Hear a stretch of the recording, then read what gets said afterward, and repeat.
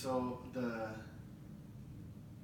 when Tanil and I saw Ryan talk first, I think our biggest concern was, what if, like, it's embarrassing. We don't want to share everything in front of the whole world.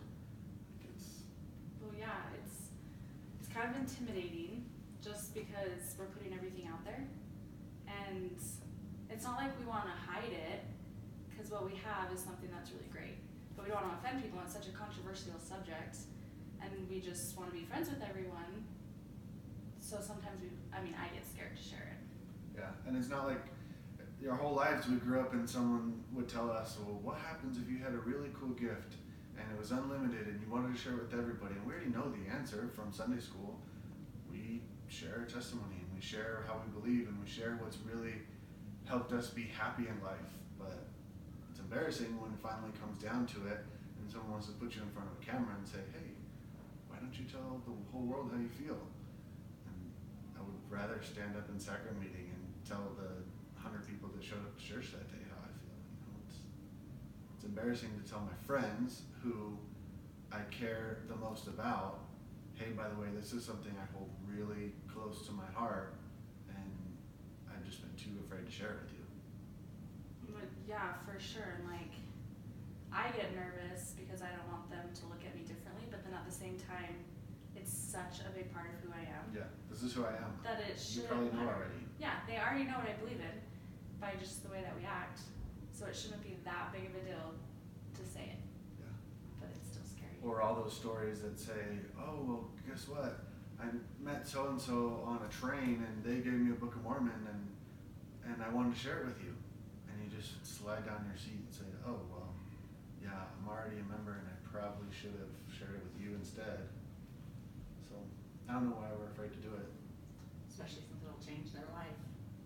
And it's such an amazing gift that we should be able to share with everybody, because we're so happy with it, so we should want everyone else to experience that too. And we think of like the story, or the stories where if you were asked to walk to Missouri, would you do it? Yeah, you would. I'd be so excited to do it. If you were asked to fight for your religion or get thrown in the lion's den instead of say a prayer, and what would you do? And you think, oh, I'd have so much courage and I would do it.